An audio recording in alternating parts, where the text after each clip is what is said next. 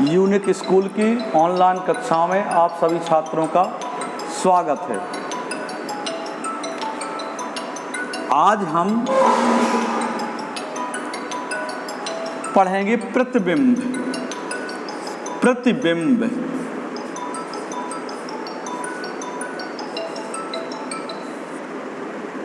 Image, IMAGE, image, ये क्या है तो ये समझिए। प्रतिबिंब कहते किसे हैं? जैसे कि ये हमारा अवतल दर्पण है और इसमें हमने एक तरफ फिर पॉलिश कर दी और दूसरे सतह को हमने चमकदार परावर्तक बना दिया और ये इसका ध्रुव है P ध्रुव है और ये इसकी मुख्य अक्ष हो गई। अब गोली दर्पण के किसी बिंदु से चलने वाली जो प्रकाश की किरणें हैं ये अब परावर्तन के पश्चात ये यहाँ से लौटेगी और जो दूसरी किरण है जैसे आ रही परावर्तन के पश्चात जी यहाँ से लौट जाएगी। तो जहाँ पर ये किरणें मिल जाती हैं वहीं पर प्रतिबिंब बन जाता है। परावर्तन के पश्चात किरणें जहाँ पर मिलती हैं, गोली दर्पण में परावर्तन के पश्चात किरणें जहाँ पर मिलती हैं वहीं पर प्रतिबिंब बन जाता है। गोली दर्पण में परावर्तन के पश्चात किरणें जहाँ पर मिलती हैं वहीं क्या होता है? प्रतिबिंब बनता है। तो जो प्रतिबिंब की परिभाषा है आप हेडिंग डालिएगा प्रतिबिंब, अंग्रेजी है इमेज। लिखेंगे गोली दर्पण के किसी बिंदु से चलने वाली प्रकाश की किरणें दर्पण से परावर्तन के पश्चात जिस बिंदु पर मिलती हैं या मिलती हुई प्रतीत होती हैं उसे हम प्रतिबिंब कहते हैं। क्या कहते हैं? प्रतिबिंब। लिख लिया पूरा, पूर्ण विराम लगाने के बाद पूरी डेफिनेशन को इनवर्टेड कॉमा में बंद करें। फिर एक बार चाहें तो सुन लें। गोली दर्पण के किसी बिंदु से चलने वाली प्रकाश की किरणें दर्पण से परावर्तन के पश्चात जिस बिंदु पर मिलती हैं या मिलती हुई प्रतीत होती हैं वहीं प्रतिबिंब बनता है। अब ये परावर्तन के पश्चात किरणें यहाँ पर मिलती हैं तो वस्तु का प्रतिबिंब यहीं पर बनेगा। प्रतिबिंब दो प्रकार के होते हैं। प्रतिबिंब दो प्रकार के होते हैं। कितने प्रकार के? दो प्रकार के। हेडिंग डाल लें। प्रतिबिंब दो प्रकार के होते हैं। नंबर एक, वास्तविक प्रतिबिंब। वास्तविक प्रतिबिंब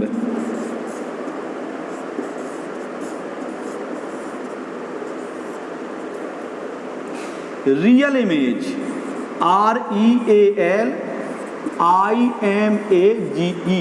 इमेज, रियल इमेज। समझें वास्तविक प्रतिबिंब। वास्तविक प्रतिबिंब के गुण समझिएगा आप सभी छात्र। वास्तविक प्रतिबिंब सदैव उल्टा बनता है। वास्तविक प्रतिबिंब सदैव उल्टा बनता है। तो नंबर एक लिखेंगे, हम वास्तविक प्रतिबिंब को समझ रहे हैं। नंबर एक में लिखेंगे वास्तविक प्रतिबिंब सदैव उल्टा बनता है। नंबर दो, वस्तु से बड़ा और छोटा दोनों हो सकता है। वस्तु से बड़ा और छोटा दोनों हो सकता है, मतलब प्रतिबिंब बड़ा भी बन सकता है और छोटा भी बन सकता है। नंबर तीन, वास्तविक प्रतिबिंब पर्दे पर लिया जा सकता है।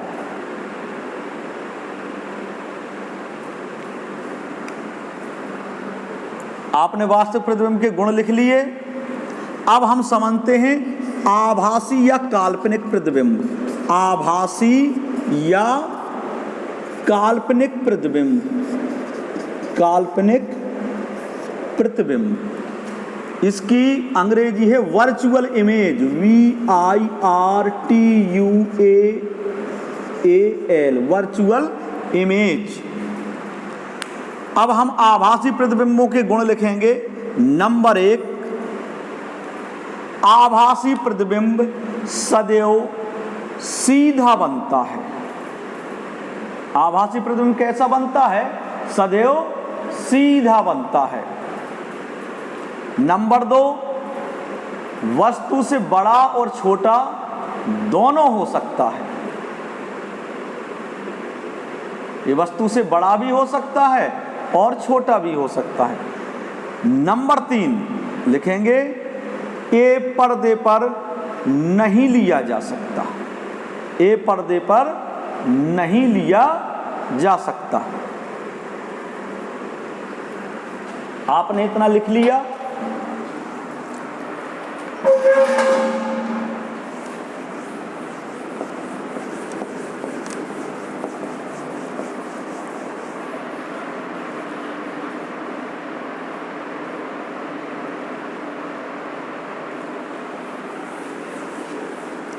अब हमें दर्पणों के लिए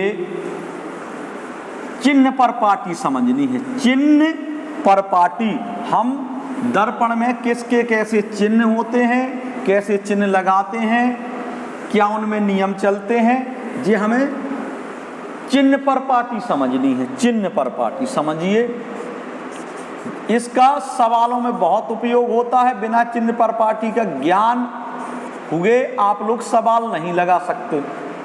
जब तक आपको चिन्ह पर पाटी का सही से ज्ञान नहीं होगा, आप सवालों में गलती करते रहेंगे। तो चिन्ह पर पाटी समझना है। चिन्ह पर पाटी, हेडिंग डाल लें, चिन्ह पर पाटी, समझें। ये जैसे आपका अवतल दर्पण हमने फिर बनाया, पॉलिश है, ये एक तरफ इसके पॉलिश है। और देखिए, जिसका ध्रुव है, ध्रुव को हम P से प्रदर्शित करते हैं, इस वजह से P बना दिया। और जो इसका वक्रता केंद्र C है।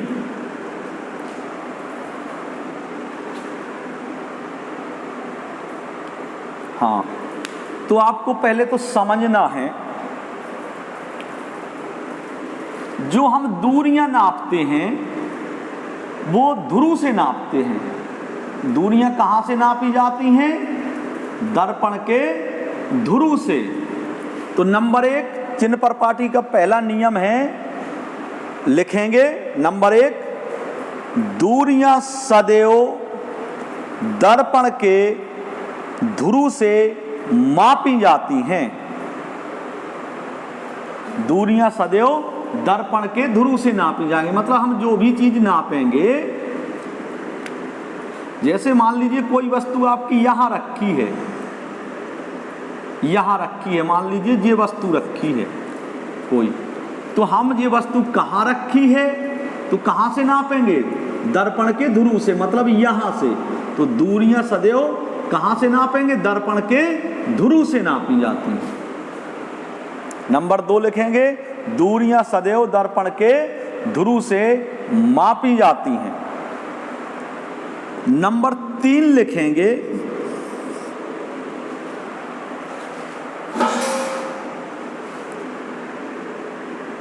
वस्तु सदैव बाईं ओर रखी जाती है। देखिए आप, ये वाली जो हमने वस्तु रखी है किस ओर रखी है? देखिए मेरे बाएं हाथ तरफ है, ये मेरा दाएं हाथ हो गया, दायां हाथ, इस तरफ को दायां हाथ हो गया और इस तरफ को बायां हाथ हो गया।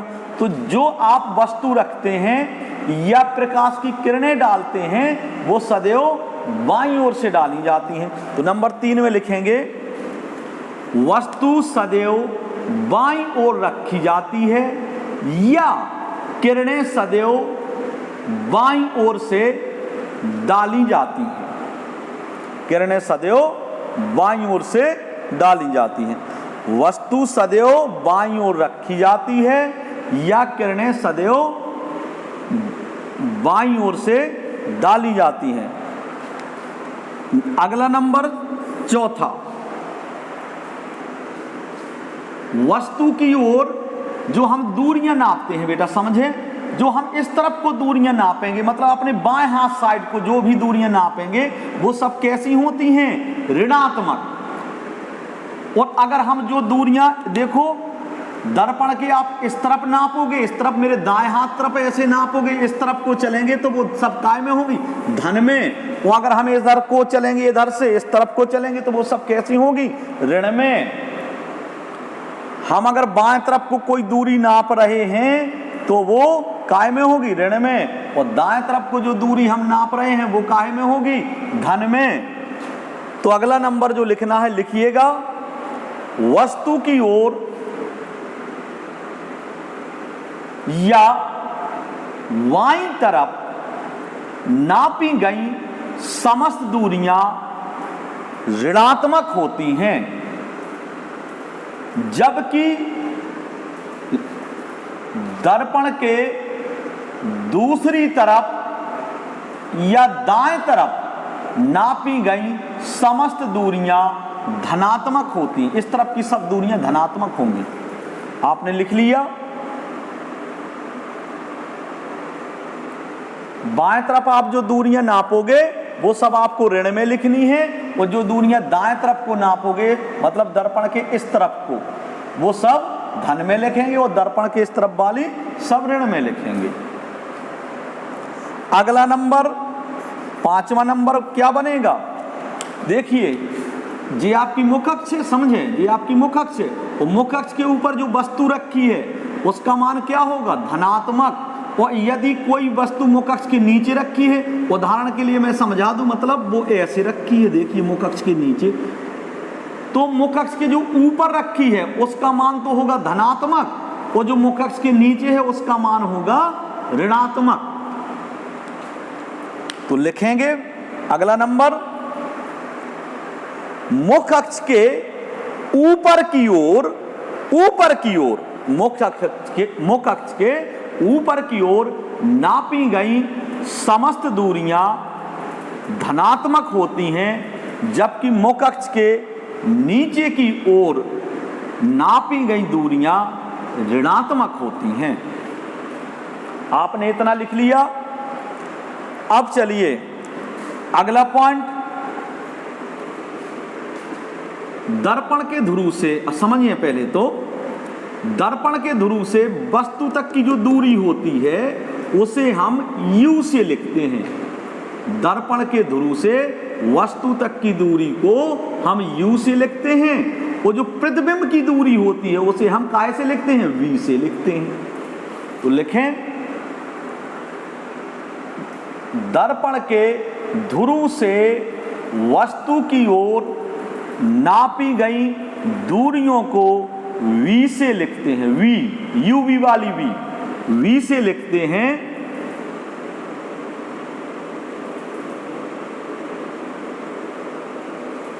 और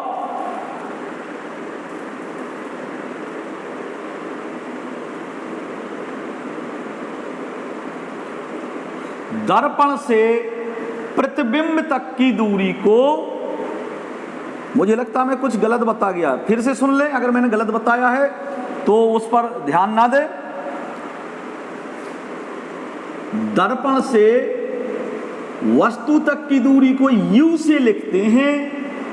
दर्पण से मतलब दर्पण के कहां से, ध्रुव से वस्तु तक की दूरी को U से लिखते हैं, और दर्पण से प्रतिबिंब तक की दूरी को V से लिखते हैं। मतलब दर्पण से वस्तु तक की दूरी को लिखेंगे U से, और दर्पण से प्रतिबिंब तक की दूरी को लिखेंगे V से। आपने लिख लिया।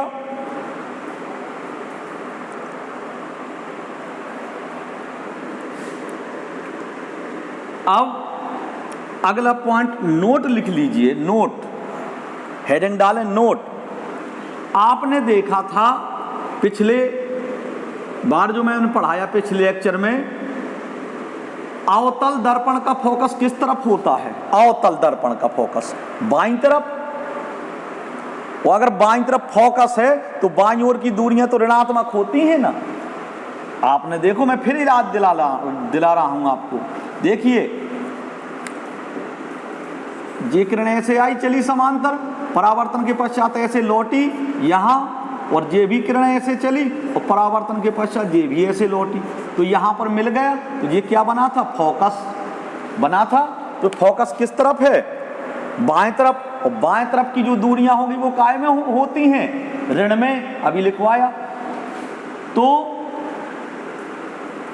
जो अवतल दर्पण की फोकस दूरी है वो काय में होगी? बाएं तरफ है। देखो, बाएं तरफ, यहां से इस तरफ से इस तरफ की ओर है बाएं तरफ, तो ये काय में होगी?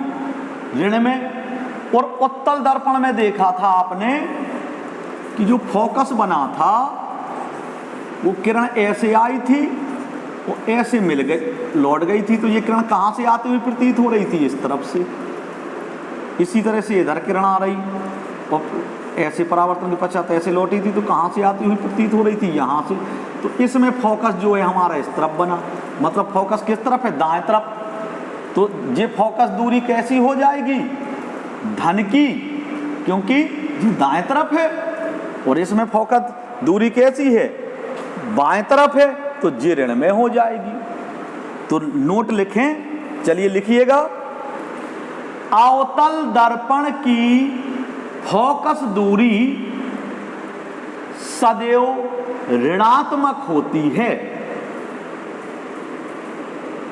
जबकि उत्तल दर्पण की फोकस दूरी सदैव धनात्मक होती है। उत्तल दर्पण की फोकस दूरी सदैव धनात्मक होती है। आपने लिख लिया। दूसरा नोट लिखें, नोट 2 लिख लें, समझें। ये वाली जो मैंने चिन्ह पर पाटी के नियम लगाए लिखवाए आपको, ये वाले नियम लेंसों में भी लागू होते हैं। लेंसों के लिए आपको अलग से याद नहीं करना पड़ेगा। तो नोट में आप लिख सकते हैं कि यही चिन्ह प्रणाली लेंस के लिए भी मान्य होती है। यही चिन्ह प्रणाली लेंस के लिए भी मान्य होती है। चलिए, आपने इतना लिख लिया। अब मैं इसको मिटा रहा हूं। अब आप अगली चीज समझिए।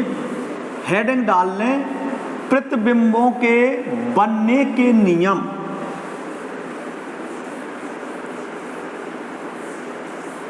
प्रतिबिंबों के बनने के नियम। समझे क्या नियम है प्रतिबिंबों के बनने के? देखो, ये जैसे फिर हमने चित्र बनाया, ज्यादातर हम अवतल दर्पण से ही समझाते हैं। ये आपका अवतल दर्पण हो गया। सिर्फ आपको जो किरण आरेख खींच रही है कि मतलब किरण आएगी तो आन परावर्तन के पश्चात कहां से होकर गुजरेगी, कहां से होकर जाएगी। ये दर्पण का ध्रुव हो गया, पी लिख दिया। ये इसकी मुख अक्ष हो गई। अब बेटा जो किरण आती है मतलब ऐसे आएगी, तो किरण परावर्तन के पश्चात ऐसे गुजरती है, मतलब यहां कहां से गुजरेगी? फोकस से। समझे?